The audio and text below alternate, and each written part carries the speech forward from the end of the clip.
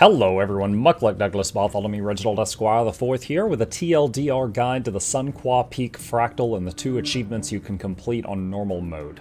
When you first enter the Fractal, head over to the left. The first paper for Another Side, Another Story is here. Then continue up the path. When you run into Rudolph, head left, jump up this hill. It should only take you 80 tries. Then grab the second paper. Head back to where the deer was, then go up the path. When lightning strikes, it creates these green orbs. Picking them up gives you charges of Charged Leap, which stacks up to 3 times. Leaping into a lightning cloud will remove all charges, and they will wear off over time as well. When you have the charges, you can jump much higher, allowing you to traverse floating platforms. Before heading up the platforms, jump up the hill to the left for the 3rd paper. After getting the page, head up the platforms. Once someone reaches the top of the platforms, they will align into a staircase for anyone who is struggling. Proceed toward the first boss, Voice of the Mountain. Avoid red circles and projectiles.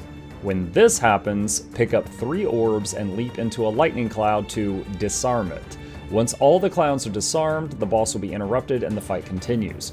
If you fail to disarm a cloud before the boss prepares his next attack, he will nuke the entire room and it hurts a lot. Note, multiple people can run over the same orbs. Continue this process until the boss is dead. Jump up to the next area, immediately go down the hill to get the 4th paper. Head back up, fight the water spirits. The higher the difficulty, the more knockdown attacks they have. You can dodge roll through the water or wait on it to calm down. Run behind the waterfall. Just past the waterfall, the 5th paper is on the right on the hill. Interact with the frightened water elementals, which have an orange hand marker on the minimap as you progress up the hill. For this boss, destroy the rocks while avoiding the red circles. It is incredibly easy on the lower difficulties. On higher difficulties, there is a mechanic called Tidal Burden. A blue beam will connect to a player, and that player will get a stacking debuff. If it reaches 10 stacks, they explode for massive damage. Another player can body block the beam to get the debuffs instead. On Fractal 100, the explosion was about 20,000 damage to me in minstrel gear, meaning I barely lived if I was at full health, but anyone else in the party would immediately go downstate from it. After you destroy the rocks and free the water spirit, head up the hill through the fire area. Next to the very first pack of mobs, the 6th paper is by the lava down to the left. Jump over the lava ways and fight your way to the next boss. Fury of the Mountain really only has one move worth noting. He will occasionally call down 2 meteors, get out of their impact area, jump over the shock waves, then hide behind the rocks to avoid his follow-up attack. Note, the rocks do not block your line of sight. You can shoot and cast through them if needed. Boss down, continue down path. At the graveyard, there are 3 shrines that you can interact with. Type /kneel in front of each of the 3 of them to get the Respect for the Dead achievement. Additionally, if you follow the path around to the left, you'll find the 7th paper. Continue all the way up the path. The 8th and final paper is near the Mistlock Singularity in front of the final boss. Final boss. If she dashes away, she will either fire projectiles, which look like mini arrows, or dash back to the middle, which is one single arrow. Avoid arrows and red areas. Interrupt when you see the blue bar. When she has the dark red circle around her in the middle, she's about to spin for massive damage.